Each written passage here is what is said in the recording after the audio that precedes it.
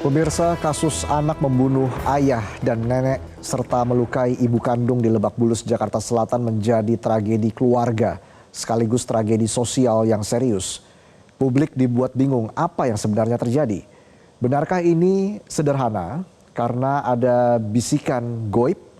Inilah top review.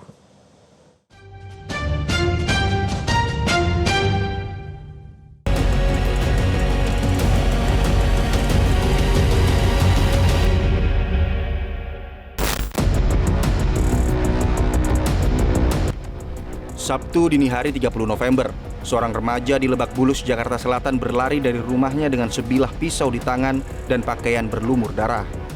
Petugas keamanan yang tengah berjaga di Gardu 551 Perumahan Lebak Bulus 1 menyetop remaja itu dan menanyakan apa yang sebenarnya terjadi. Itu penusukan di mana? Di Bandung 551 posisinya korban. Lanjut, saya kontak lagi, teman nimpah, tersangkanya keluar katanya. Pelakunya, saya inisiatif karena di sini teman udah ngamanin, saya keluar ngejar sama teman saya satu, ketangkaplah di sebelum lampu merah Karangtengah sini. Korban yang punya rumah itu awalnya kata dia apa ya, cuman apa, kamu yang nusuk, iya nusuk. Kita belum tahu kalau itu ada korban di dalam ya, ada yang meninggal. Nah teman cek lagi, wah ternyata ada korban meninggal 2 di dalam. Setelah didatangi rumahnya, tepatnya di nomor B12 Perumahan Lebak Bulus 1, warga pun dibuat terkejut saat mendapati seorang ibu terduduk di depan pagar rumah dengan sejumlah luka tusuk. Polsek Cilandak yang menerima laporan warga pun menuju lokasi dan menemukan 2 korban tewas yang teridentifikasi sebagai ayah dan nenek pelaku. Yang meninggal dunia bapaknya dan neneknya. Korban dua-duanya ada di lantai dasar. Untuk ibu sementara sudah kita bawa ke rumah sakit Fatmawati dalam keadaan luka berat. Salah satu kecurigaan yang mendorong anak berusia 14 tahun melakukan pembunuhan terhadap ayah dan neneknya adalah si anak berada dalam pengaruh narkoba. Namun, Kasih Humas Polres Metro Jakarta Selatan AKP Nurmadewi memastikan pelaku tidak dalam pengaruh narkoba. Ya, setelah kita amankan, tadi juga kita sudah cek urin. Hasilnya negatif. Ya, jadi dia tidak mengonsumsi narkoba dan lain-lain. Jadi untuk hasilnya negatif, ya. Kemudian juga datang juga dari Asosiasi Psikologi Forensik tadi juga untuk menanyakan. Tadi masih berlangsung, gitu, Mas, untuk tindak lanjutnya. Sontak kasus ini menarik perhatian publik. Sejumlah pakar pun memberikan analisisnya. Pakar psikologi forensik Reza Indragiri mengakui kompleksitas dari kasus perilaku agresif dan kekerasan yang dilakukan oleh anak.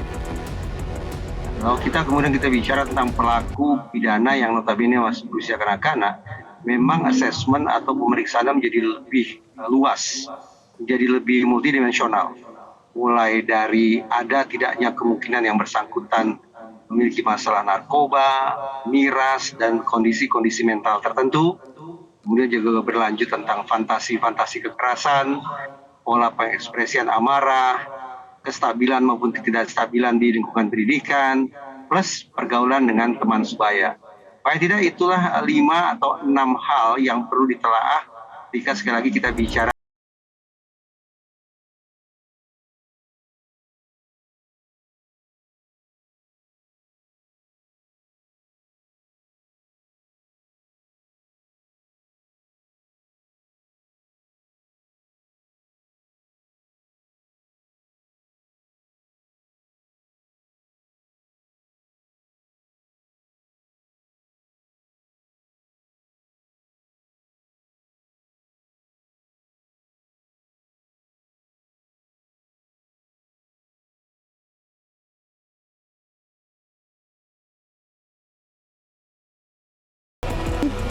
Dalam menganalisis sebuah perilaku agresif hingga menghilangkan nyawa, tentunya kita semua perlu kehati-hatian yang seksama dalam menganalisisnya dan juga di dalam menyimpulkan latar belakang perilakunya tersebut. terutama lagi bahwa ini dilakukan oleh anak-anak di bawah umur ya. Jadi keterangan tersebut masih sangat prematur dan perlu untuk memastikan betul terkait dengan kondisi tersangka melalui evaluasi psikologis atau psikiatrik yang lebih lanjut.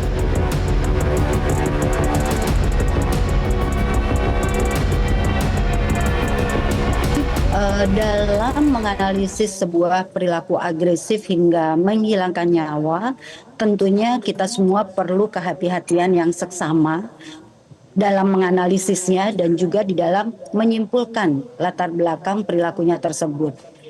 Terutama lagi bahwa ini dilakukan oleh anak-anak di bawah umur ya. Jadi keterangan tersebut masih sangat prematur dan perlu untuk memastikan betul terkait dengan kondisi tersangka melalui evaluasi psikologis atau psikiatrik yang lebih lanjut.